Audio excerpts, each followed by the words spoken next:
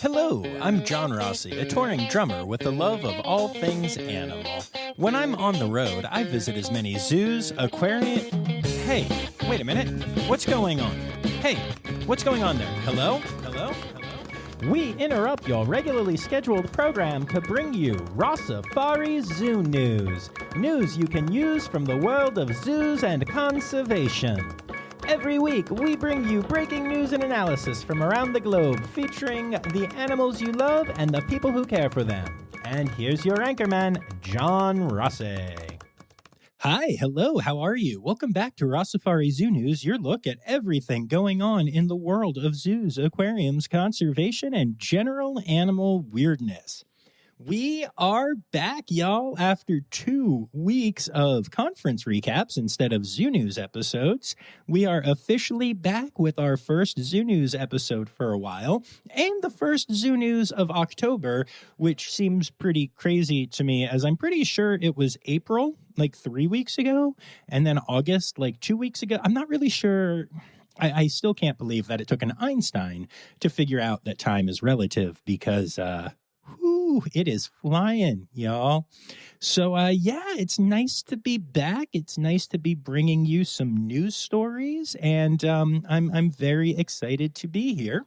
So I know we picked up a bunch of new listeners over the conference. So for those of you who might be new to this is Rossifari Zoo News. It is a newscast all about what's going on in the zoo world, and it is sent to me by people. That was a weird way to phrase that, but hey, I'm riffing and I'm a little out of practice.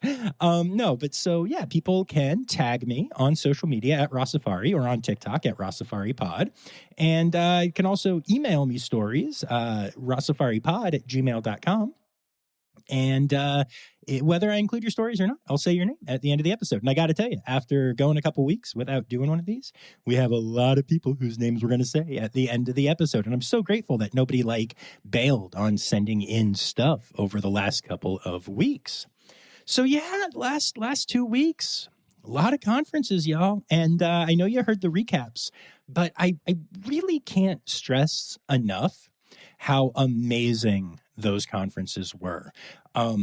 In some other industries and even in some religions and stuff, I've heard the term mountaintop experience used before, and I've never heard that in the zoo world, but that really is what these conferences represent to me. As a matter of fact, I found myself answering some of the anti-zoo comments on my social media pages while, at these conferences, and it was so just extra astonishing for me to sit there and be like, wow, just wow. I cannot get over the fact that I'm actually sitting with these incredible people and learning about the incredible things that are happening at zoos and in veterinary medicine and all this stuff. And at the same time, have people saying the dumb, normal stuff like people who work in zoos are evil, man, or, whatever. Oh, zoos are just there for profit. Zookeepers just want to make money off animals because, we all know that zookeepers are making all the money. But it was really crazy to literally, one guy was like, every scientific paper in the world agrees that zoos are bad. And I was like, really? Because I'm sitting at a veterinary conference right now where the current slide is a study about orangutans and how they're living longer in, human care than in the wild. And that seems to contradict what you're saying, friend. I was literally looking at the slide. It was just amazing. But yeah, I am on an absolute high from that trip. I also slept for almost 11 hours afterwards and ended up getting kind of sick and all kinds of things because, that's a lot of travel. But it was worth it. And I've got some really cool new facilities coming up on the podcast soon because of it, and made some really great connections and may even have a little bit of a conservation thing to be sharing with you in the near future. I'm not sure yet, but something else may be going along with my involvement in Safe Red Panda. There might be something else. We'll see. I'm excited. I don't know. I'll know more next week, but I'm hopeful. So it's been a great time. And the other cool thing is that the dates for the conferences have been announced next year. My hope is to get to at least these two, maybe even to the ZAA conference or to AAZK, the Zookeeper conference as well. And so they're all split up next year. You know, AZA and AAZV for the last 2 years have been back to back, and AAZK tends to fall over the AAZV conference. Next year, they are all at different times with at least a week between them. So for you Zoo News lovers, that's good news. And also for me, it means I might be able to get to more of the conferences, or, you know, maybe just do the same amount, but less almost dying of exhaustion because I'll have some time to recover. Who knows? But anyway, yeah. So that's kind of my update with one final exception, which is that there is a new Legend of Zelda game out. This has nothing to do with animals, but y'all know I love Legend of Zelda, and Echoes of Wisdom is out, and I've been playing it, and it is super fun. So y'all should consider yourselves lucky that you're getting an episode this Friday here, because right now I am recording this instead of spending time saving Hyrule. You're welcome. So with all of that said,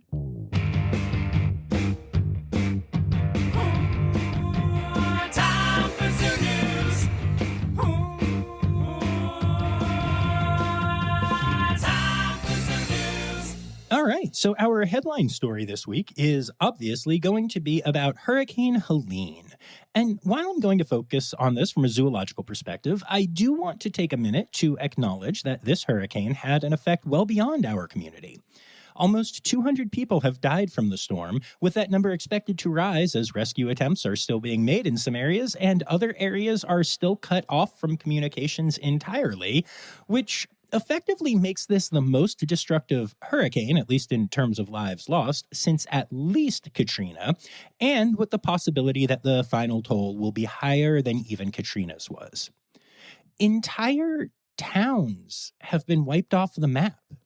The craziest thing about this hurricane is that some of the areas that were the most affected were inland, in areas that you wouldn't think could be affected by a hurricane. Western North Carolina was hit ridiculously hard, with entire towns and cities wiped out and others completely cut off from the rest of society. Now, keep in mind, this is an area that is close to 300 miles, or just under 500 kilometers, from the ocean. That's the entire opposite side of the state from where the ocean is. But a lot of that area is just gone now. And it's also where our friends at the WNC Nature Center are located. And fortunately, they weren't wiped off the map. However, the center is temporarily closed with no reopening date scheduled yet. Amazingly, all of the animals and staff are safe and accounted for, and staff is able to get to the zoo to take care of the animals. However, the entire main road and the bridge to the nature center was washed away. So accessing the facility is not easy for the staff and is impossible for the general public. Despite the desperate need for the funds from admissions to help with repairs and rebuilding areas of the zoo, it might actually be a good thing that people can't get there, as it will give the staff more time to focus on taking care of the facility itself while also performing their animal care duties. And they aren't the only facility that was severely impacted by the storm. Clearwater Marine Aquarium flooded during the hurricane, with over 4 feet of water surging into the aquarium. The good news is that the animals and staff are all fine, but the facility took a lot of damage. Water damage is obviously a huge issue here, but beyond that, many essential supplies were either destroyed or even just washed away in the floodwaters. Refrigerators, medical supplies, and more were damaged, as was the structure of the building itself. Now, volunteers and staff are still in the process of assessing the damage and trying to figure out what will need to happen to basically rebuild and eventually reopen the aquarium. But for the time being, their focus is on caring for the animals there, shipping out a lot of their collection to other facilities, at least temporarily, and figuring out what needs to be done to just exist as a facility again. The aquarium had actually announced a huge multi-year expansion plan earlier this year, so I'm both hopeful that some of the funding from that can be used to help with the current rebuilding efforts, and am also sad that this will probably derail those incredible plans, at least for a while. And they're, again, not the only ones. Our friends at Moat Marine Laboratory and Aquarium have had to close both of their Sarasota locations until further notice as well. Now, again, all of the staff and animals rode out the storm successfully, which is just amazing. As far as I have seen and heard, no animals or staff have been lost at any of the facilities that were affected, which wow. Zoos and aquariums are amazing at what they do. But the moat facilities were damaged, and repair and cleanup is an ongoing process that is going to take a lot of time, effort, and money. And until that's done, they won't be able to reopen the doors, which is obviously where a lot of their money comes from. So yeah, 3 facilities that are just kind of gone for right now. And thankfully, it's only for right now, but still gone. And while those 3 facilities are the ones that were the most damaged, this storm ravaged the southeastern United States. Other facilities, such as the Greensboro Science Center, Greenville Zoo, Riverbanks Zoo, Busch Gardens in Tampa, the Naples Zoo, and others, had to close for a day or two and complete repairs before reopening to the public. Now, while these facilities weren't damaged as badly as the ones we mentioned above, they still experienced trauma, as did the keepers, vets, and other staff who had to worry both about their animals and their facilities, and also their own homes, families, and friends that live in the area.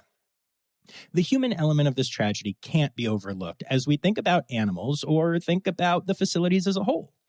We all know that compassion fatigue is real in this industry, and that many keepers spend their evenings creating enrichment for their animals, or studying the species they care for, or learning about training, or listening to incredible podcasts like Rossifari, Trainer Talks and Tales, NEI's Tech Talk, and the ABMA podcast, or even just, living their non-zoo lives and then waking up in the middle of the night, wondering if they actually did lock that one lock. So to add the extra fears surrounding the storm to all of that, and to suddenly have your job go from zookeeper to zookeeper and hurricane damage assessor and fixer, that's a lot, y'all. So I am sending my deepest love and gratitude to everyone in the industry and beyond that has been affected by this storm. And in a tonal shift that can only be called shocking to the point of inappropriateness, that brings us to our births for the week. The Edinburgh Zoo has announced the birth of a baby red panda to parents Ginger and Bruce.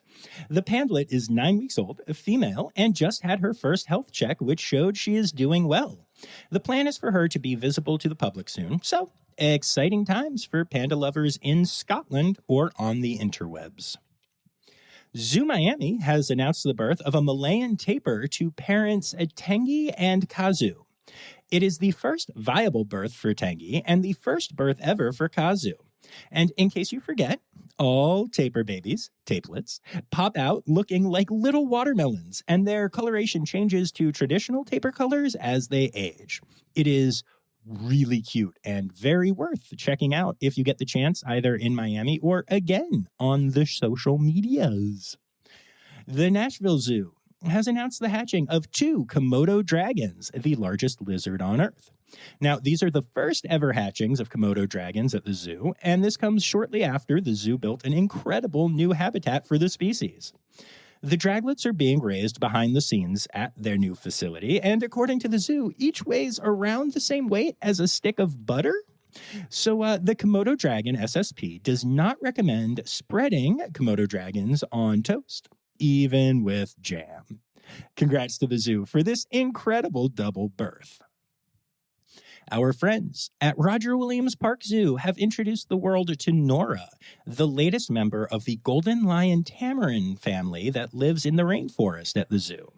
Now, since the family has full access to the rainforest and isn't behind glass or anything, you have a unique opportunity to go see a baby GLT at RWPZ and get pretty close.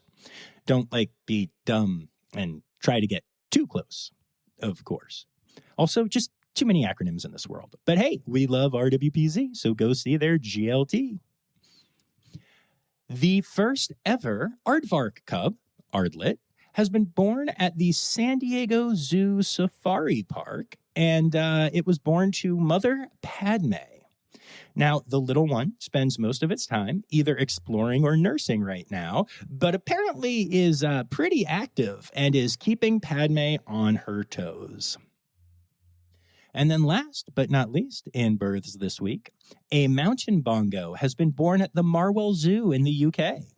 The bonglet is male and was exhibiting his feisty personality right from the start.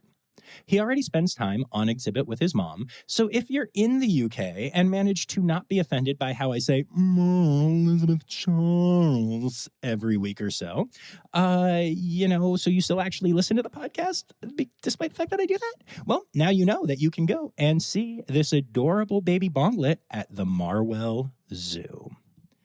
And then that brings us to our deaths for the week. All right, so we're going to start off this section this week by saying goodbye to an animal that I absolutely loved. Banyan, the 16-year-old male tree kangaroo that called Zoo Miami home, has passed away. Banyan had been suffering from severe spinal arthritis as well as other issues, and it became impossible to medically manage the issues, so the decision was made to humanely euthanize Banyan. Banyan contributed multiple joeys to the population, including the most recent joey at Zoo Miami, a still unnamed female that is at the zoo behind the scenes right now. I had the pleasure of meeting Banyan when I was interviewing Ron McGill back at the end of season 1 of the podcast. He was a very food-motivated guy and seemed very secure, which is something that a lot of tree kangaroos are not. They tend to be fairly skittish, even the ones that seem to like people. But he seemed pretty secure. He also had one of the cutest faces I've ever seen, which is saying something about tree kangaroos because they're all adorable. So, yeah, sending all the love to the team at Zoo Miami and wishing I was able to give Banyan just one more snacky. Miss you, bud. Shed Aquarium has announced the passing of Alelo, a 6-year-old Pacific white-sided dolphin. Alelo was a rescue animal that arrived at Shed back in 2023, and honestly, he arrived in pretty bad shape. The aquarium worked hard to take care of him and are awaiting results of the necropsy to find out exactly what problems he succumbed to.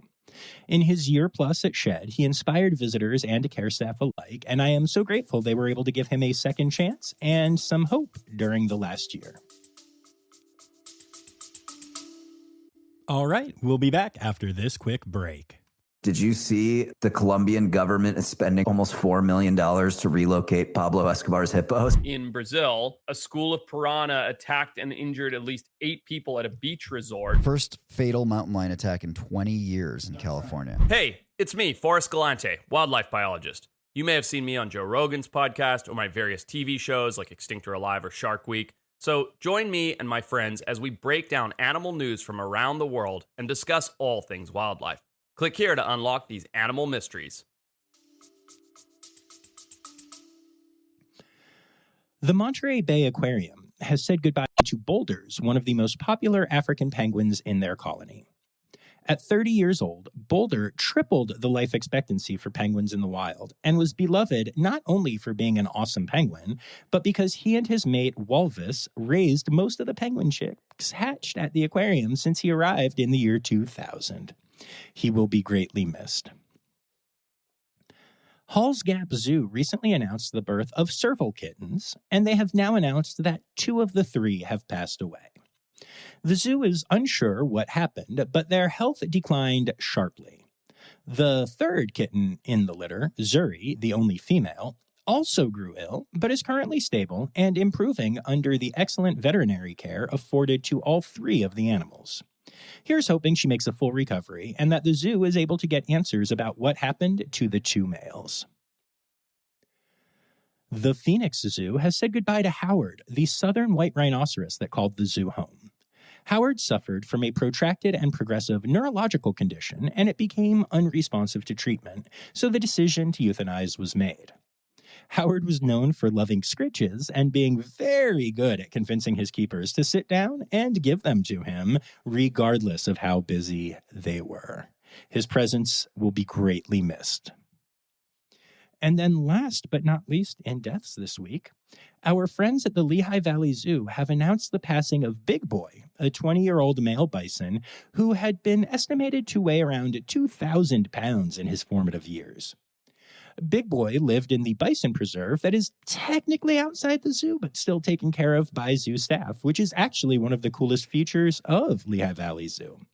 Even though he didn't live in the facility proper, Big Boy was beloved at the zoo. Actually, many staff at the zoo had photos, or probably still have photos, of Big Boy on their phones, which I just think is really adorable, especially for the bison. It's very cool. So sending love to the entire team at the zoo. I'm sure they are missing their Big Boy. And moving on from births and deaths, we get to the rest of our zoo news section. Now, you may have heard that 2 weeks ago was the AZA conference in Calgary. I'm guessing none of you are reeling in surprise from that fact right now. Well, part of the annual conference is the accreditation hearings for facilities that are either applying for the first time or are up for their 5-year review period. And the AZA has announced the results of those accreditation hearings at this time, and a lot of facilities we love have been reaccredited. But first, let's talk about some new accreditations, including Longneck Manor, which is in Fredericksburg, Texas, kind of outside of San Antonio, in which I happen to know somebody at who is very proud of this fact. The Pittsburgh Zoo and Aquarium in Pittsburgh, Pennsylvania, is officially back in the AZA. I told you they would be about 2 years ago. And SeaWorld Abu Dhabi in the UAE has officially joined the AZA family. And then for reaccreditations, we are happy to say that the following facilities received that: Blank Park Zoo in Iowa, Brookfield Zoo right outside of Chicago, the Bronx Zoo, Chattanooga Zoo, Clyde Peelings Reptiland, Fort Wayne Children's Zoo, our friends at the Greensboro Science Center, the Greenville Zoo, Henry Vilas Zoo, Hutchinson Zoo in Kansas, the International Crane Foundation in Wisconsin, Maryland Zoo, Miller Park Zoo, Milwaukee County Zoo, New York Aquarium, Ogle Bay's Good Zoo, Oklahoma City Zoo, Omaha's Henry Dorley Zoo, Peoria Zoo, Seneca Park Zoo, Smithsonian's National Zoo, the Utica Zoo, Vancouver Aquarium, and the Wilder Institute Calgary Zoo. I am so proud of all of those facilities, and I love how many of them are friends of the podcast. Yay! And of course, we have to discuss the two animals that have absolutely taken over the internet while we were doing conference recaps. I'm talking, of course, about Moo Den, which is spelled Moodang, and a lot of people say wrong, and Pesto the penguin. First, we'll talk about Moo Den. So Moo Den, which translates to either bouncy pork or bouncy pig, depending on who you ask, is a baby pygmy hippo, which is an endangered species that actually has a fairly low breeding success rate in human care. The bouncy pork in question lives at the Khao Kiao Open Zoo in Thailand, and he has gone super viral mostly for biting? Maybe gumming would be a better word, his mother and then his keepers. But, you know, he's also viral just for being adorable, which, fair. It's actually amazing watching people discover a new-to-them species. Moo Den has literally introduced the world to pygmy hippos, which is awesome. And I've talked about this before, but I have a video that is still at a low level of virality that is introducing hundreds of people a day to tree kangaroos, and that number was a lot higher at the height of it being viral. It's really amazing watching people discover the beauty and wonder around them and in the animal kingdom in general through the internet. And to even get to be a small part of that from time to time is absolutely astonishing. And it's so cool that Moo Den is getting to have this effect on these people. And then we get to Pesto. Pesto is a king penguin chick that is 9 months old and weighs in at 49 pounds or 22 kilograms, despite the fact that his parents each weigh 11 kilograms or 24 pounds each. Now, Pesto is currently the same weight as a human child between the ages of 5 and 7. So he is a big boy. And he was born at Sea Life in Melbourne, Australia.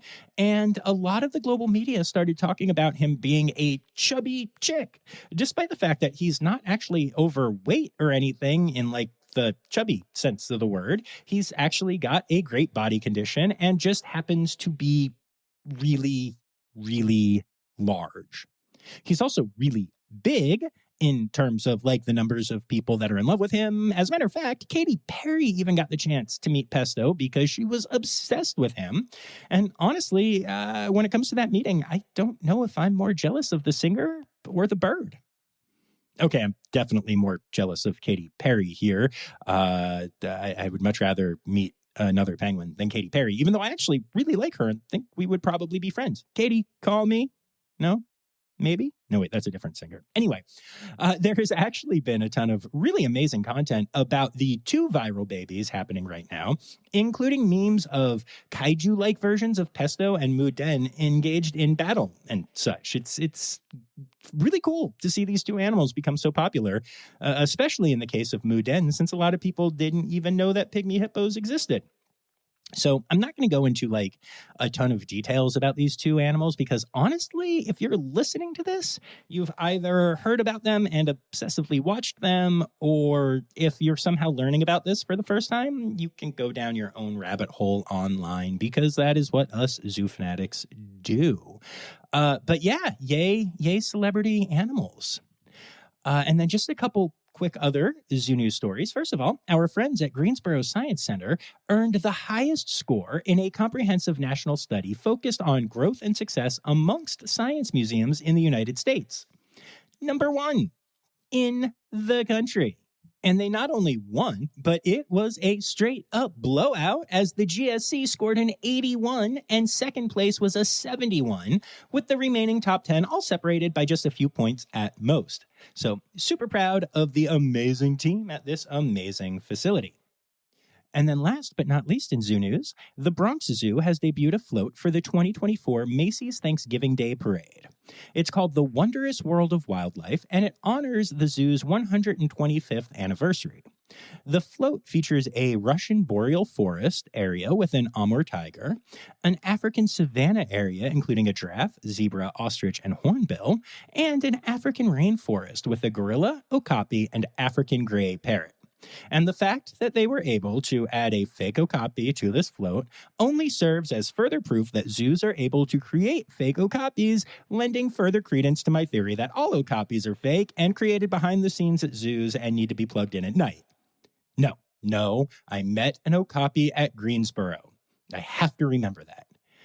Maybe I need to spend more time with Bakari because it just doesn't seem to have landed, y'all. And that brings us to Conservation, News Time. Oh, yeah. Between recording zoo news and conservation news, Miles and I just had sushi. I hope that you've also had that good of an experience. Anyway, moving on to our conservation news here. So stories like this one, they drive me crazy, but they are a reminder of just how much work we still need to do to educate people on things that we think, most people have figured out. So I've talked a lot on the podcast about the fact that sea turtle education is actually going really well, and entire communities are coming together to help save sea turtle species, and it's all kind of amazing and beautiful. And I love those stories. And this is not one of those. A man in Fort Lauderdale, Florida, was arrested recently for driving through sea turtle nests on the beach. He was drunk, which does that make it better or worse, honestly? Maybe better for the turtle aspect of things, but worse for him as a human, I guess? Anyway, the guy in question, and yeah, we all knew it was a guy, didn't we, was driving a Hummer, and yeah, we all knew it was probably a Hummer or something like that, didn't we, while drunk on the beach, and he chose to drive right over well-marked loggerhead sea turtle nests, including one that was not only well-marked, but actively being monitored by people at the time. The driver actually made multiple passes, though it is believed this was less about the turtle nest and more about trying to figure out how to leave the beach because, again, drunken idiot. It's actually good timing that this happened when it did, to be honest, because up until just a few days before, many female sea turtles were still on the beach every night laying their eggs, which, they would have also been very likely to be hit by this idiot. I'm just going to say idiot a lot. Suffice it to say, I am not a fan of this dude, but, at least he's being charged for drunk driving, like DUI and other stuff. And I do like that it does serve as a reminder of the education we still need to do. It only takes one person with one Hummer and a few ounces of alcohol to create a serious problem for sea turtles. And as a friendly reminder, and an amazing segue, if you decide to go out and get drunk, you don't have to drive either home or on the beach over sea turtle nests. You can just call an Uber. And now you can Uber not only home or to other places, but to a safari. Uber is launching chartered safaris in South Africa, a service that will pick up guests from Cape Town for the day and take them out for a day of viewing animals for a flat fee. Now, I have lots of thoughts about this, commercialization of safaris from a non-South African company and all of that. But to be honest, I need to see more about what is happening before I really develop my own take on it. Let's just say that I'm cautiously optimistic about this, but also have some concerns, and we'll be looking further into it as it goes from, a thing that's been announced to a thing that's actually happening. So now we turn to Australia and to the Marsupial of the Year competition. Our Lumholtz tree kangaroos did not get named the Marsupial of the Year in the project's competition. In fact, they didn't even make the top 10. But the winner has been crowned, and it is the Greater Glider. So congrats to the Greater Glider and to WWF Australia for winning. The Greater Glider is the largest gliding mammal in Australia and has just had their status changed to endangered, which is obviously not great for them. So it is a great time for them to be getting a lot of awareness. And look, I'm obviously biased when it comes to tree kangaroos, but I have a suggestion for next year's competition that probably won't happen, but that I would love to see become a thing. I would actually love it if there were 2 categories in this competition based on the size and reach of the conservation organization that is supporting each animal. Because here's the thing. The Greater Glider is absolutely deserving of this title, and I'm glad that they got funding and donations and awareness raised and all the things. But they had the support of WWF Australia, which is an incredible organization, but it's also one with a huge reach. Meanwhile, Lumholtz tree kangaroos were supported by Tree-Roo Rescue, which is literally mostly just Dr. Karen Coombs and the occasional volunteers. And they're not super online, and they don't have a lot of reach. I mean, for goodness sake, they have less than 1,500 followers on Instagram. And in a competition based on voting, it's just an unfair advantage for the larger organizations. And I wouldn't care about that. Like, as much fun as I have with this stuff, who cares who wins? But this competition can get donations for each organization that makes it into the top 10. Thus, the smaller organizations that probably need donations the most are the ones that are being knocked out by the sheer number of voters that the larger organizations have. So yeah, I hope the competition spreads so far and wide that there is the possibility for multiple divisions like this next year, so that some of the underdogs, or underoos, as it were, have a fighting chance. I'd love to see the Tree-Roo Rescue be able to get some extra donations because Karen needs them. Those Tree-Roos need them. But all that said, truly, congrats to the Greater Glider, the Marsupial of the Year, and to WWF Australia for winning this incredible competition. And speaking of the WWF, they have taken the lead on the reintroduction of 2 Siberian tigers into the wilderness of Kazakhstan this week. The species only has around 400 total individuals living in the wild right now, and were completely extinct in the area of Kazakhstan these 2 were reintroduced to. The hope is this will be the first of many reintroductions in the area, which will also lead to wild breeding and thus the recovery of the population there. Very cool. And then finally, in conservation news this week, the Amphibian Survival Alliance has announced the rediscovery of the Mindo harlequin toad for the first time in 5 years. The toad used to live in the cloud forests of Ecuador before being destroyed by chytrid fungus. Now, this is not only really exciting for the species, but also a great reminder that strides in technology will continue to help us better understand what is actually happening in areas that are very hard to explore or even have just like long expeditions in, because things like camera traps and stuff are just getting so much better. So yeah, it's nice to end this with a couple of really nice stories. And that brings us to... It's time for other news. It's time for other news. Hey, now, right now, they know it's time. It's time for other news. Hey, it's a segue to the part called other news. All right, so I learned a new fact about tree kangaroos this week. And while that is not actually news at all, it's my podcast. So I'm going to share it with you and call it Other News. You're welcome. We all know that tree kangaroo tails are used for balance, and they are not prehensile, even though lots of things online say they are. What I didn't know is that they also serve as camouflage for Matschie's tree kangaroos in the wild. So it turns out that the vines in the trees of Papua New Guinea look exactly like Matschie's tree kangaroo tails. And there are a lot of vines hanging in the area, y'all. Therefore, the vines do a great job of hiding the actual tree kangaroo tails from predator eyes, and frankly, from the scientists that want to study them, because the tails blend in. And lots of times you think, oh, there's a tree kangaroo, but it's not. It's just a vine. So yeah, I thought that was pretty cool and something that I definitely did not realize, despite the fact that I not only love tree kangaroos, but I specifically love their just long and silky tails. Vines. Who knew? Animal, animal, animal holidays. Animal, animal, animal holidays.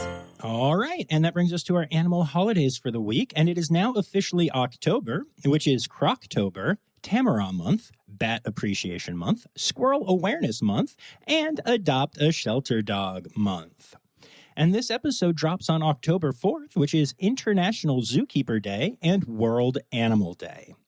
Then October 6th is Badger Day. The 7th is World Habitat Day. And October 8th is World Octopus Day, which totally makes sense because it's the whole 8th and 8 arms thing. Although I guess August 8th would make more sense, but well, anyway, that's not for me to decide. And those are your animal holidays for the week.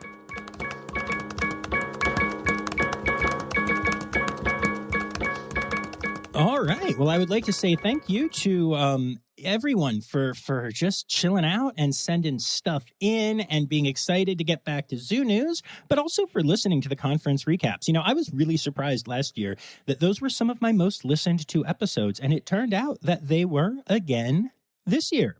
So that's pretty cool, and I love that y'all love those, and I'll try to bring more cool stuff like that to y'all from time to time. I do want to take a moment to say thank you to my Red Panda level patrons, Dr. Laura Shank, Dr. Stephen Williamson, Barbara Bennett, Jenny Owens, and Kevin Williams. And I'd also like to say thank you to everyone who sent in stories the last couple of weeks, including Anya Keene, Colleen Lenahan, Kim Cooley-Croninger, Carrie Kirkpatrick, Kevin Williams, Emily Rockbuck, Melissa Hayward, Marianne Rossi, Ali Malensky, Kay Malensky, The Malenskys. Andrew King, Sam Evans, Dr. Laura Shank, Matt Patford, Jacob Zinn, Anna McEachran, Taylor Isaac Gray, Elizabeth Charles, Ren Howell, Jay Meredith, Michael Sebastian, Elena Bell, Dr. Zoe Rossi, Anna Martins, Lizard Dunlevy, Andrew King, Holly Page, Christina Powers, and Anne Yoshioka. Thank you all so much for contributing. I appreciate y'all. And last but not least, I want to remind y'all to be here on Tuesday for another interview episode, back here on Friday for Zoo News. And hey, the words newsy credits backwards are Steiderk Yiswen. The Rossifari podcast is produced, hosted, and engineered by John Rossi. Editing and fact-checking by John and Dr. Zoe Rossi. Our theme song is Sevens by Nathan Burke, performed by Nathan and John. Interrupting John theme and additional voices by Taylor Isaac Gray. You can reach John directly on Instagram and Facebook at Rossifari or by email at rossifaripod@gmail.com. Rossifari is part of the Daydreamer Media Network. Now, stop listening to me and go visit a zoo.